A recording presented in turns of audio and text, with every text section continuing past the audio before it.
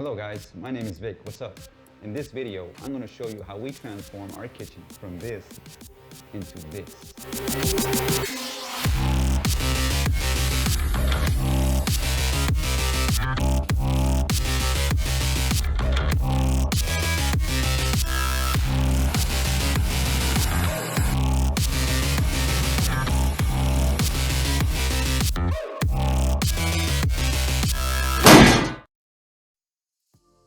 Okay, so this was our fabulous kitchen.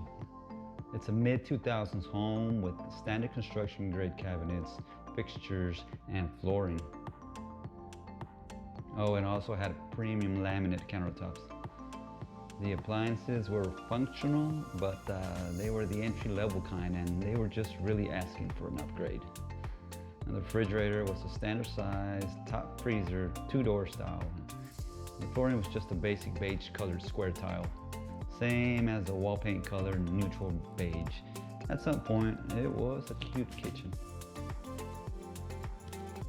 So several months have gone by after completing my last project, and just by nature, our kitchen makeover was up next. Without thinking about it too much, we started in the what I call the vision, deciding, and planning stage. We spent about a whole week just looking online for ideas until we finally decided on one and moved forward with the planning.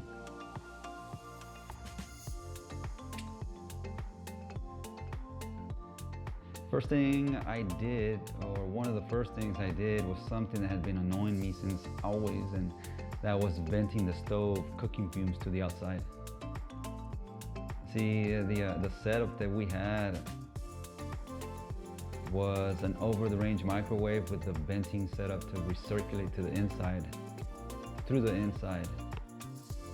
Supposedly all the fumes would flow through this charcoal carbon filter fitted inside the microwave duct and get rid of the odors, but I really never smelled any difference. Plus, you'd have to replace the filter every 6 months or whatever, and it wasn't the cheapest. I removed the microwave from its slot and began cutting the hole through the drywall, insulation, and brick wall, which took me several hours to finish. I put the microwave back in its place for the time being because I had other plans for that section.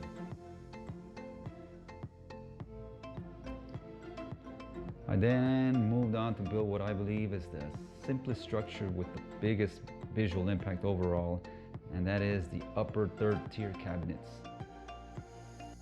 I always felt that the gap between the top cabinets and the ceiling was a shameful waste of precious kitchen space. And I'm absolutely positive that we were using it or misusing it in a very awkwardly manner by placing random decorations throughout the years to make it look decent. We just couldn't figure it out and never really nailed it. So I just eliminated that issue and the useless gap by creating more storage space.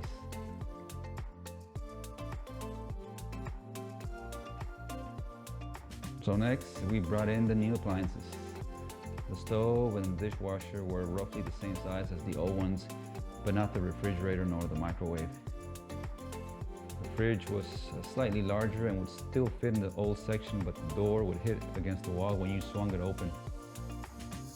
I split the cabinets in half to gain some space to slide the fridge to the left, and that took care of that issue.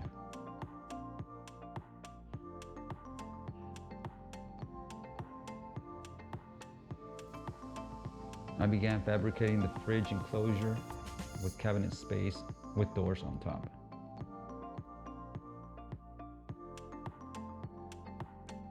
So when relocating the fridge a little to the left about a foot or so, that created an opening to the right about 18 inches. And immediately I pictured some pull-out bins to use as a pantry. The original design was one large bin, but it turned out to be excessively heavy and a huge effort was needed to pull it out, so I just modified it to become 2 separate bins, and that was way more practical. So after that, I moved on to tear down the wall that divides the kitchen from the living room. That was the portion of the project that I was the most excited about, since it was going to open up the space considerably, but also the most hesitant to do. since there was some structural analyzing required. Also, there was a light switch that would have to be redirected to another wall. So we pulled out the sledge and hammers and started knocking down the drywall to the bare studs. I pulled out all the wiring and built a temporary brace for the ceiling while the wall was being demolished. Once it was completely down, I braced the ceiling with double 2x12s. The light switch and the wiring harness was redirected to another wall. It really is incredible how much bigger the space looks without that wall. Next up was the construction of the island from scratch. We wanted something on the larger side, complete with plentiful storage space and seating area. The box was built with 3/4 inch plywood and the doors and face from oak boards.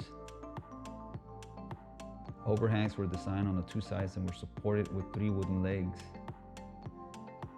The faces were covered with shiplap trim boards to match the pantry doors. The 3 drawers were also built from scratch. The top main surface was 2 3/4 inch plywood boards joined together with wood glue and screws, and it was going to be the foundation for our stone countertops, which I'll tell you guys about later.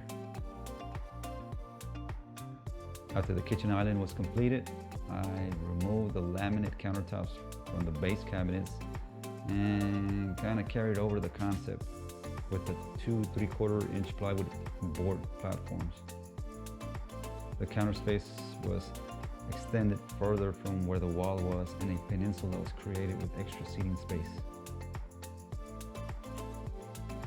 Okay, so as far as the microwave, we knew it was going to have to be moved and brainstormed for a little while and finally decided to transfer it to under the countertops.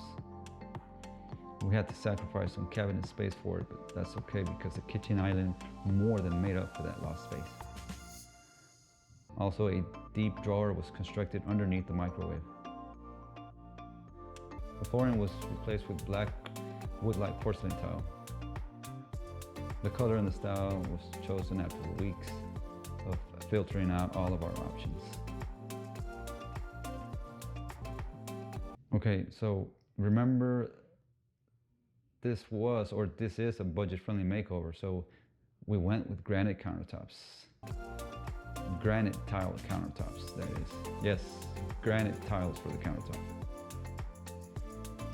This was a pretty extremely bold move on our part because we were not certain of the outcome, but we were certain we weren't about to cough up $3,000 plus for granite slabs.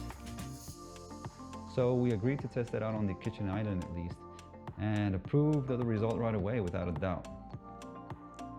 So on they went for the rest of the base cabinets. We're ready for painting. We agreed on white for the cabinets and 3 different shades of gray for the walls. All the cabinet doors, drawers, and hardware were removed, prepped, primed, and painted with 3 coats. The cabinet boxes and island also went through the same process. The walls and the ceiling were painted and recessed lighting was installed. Pull handles, brand new pull handles were mounted, and soft closing mechanisms were added to the doors and to the drawers also. With the microwave out of the way, I started with the creation of which, in my opinion, is the focal point of the kitchen, and that's the range vent hood. The framework, the electrical, and the ducting was completed rather quickly, but the facing style took forever to decide. Finally, we decided to carry over a design style from our living room to tie both rooms together, and also because there was extra pieces left over from that project, which is going to be in another video. Lastly but not leastly, under cabinet illumination was fitted, and that created a drastic change. So there you go, guys, our kitchen makeover. You guys ready for the reveal? Here it is.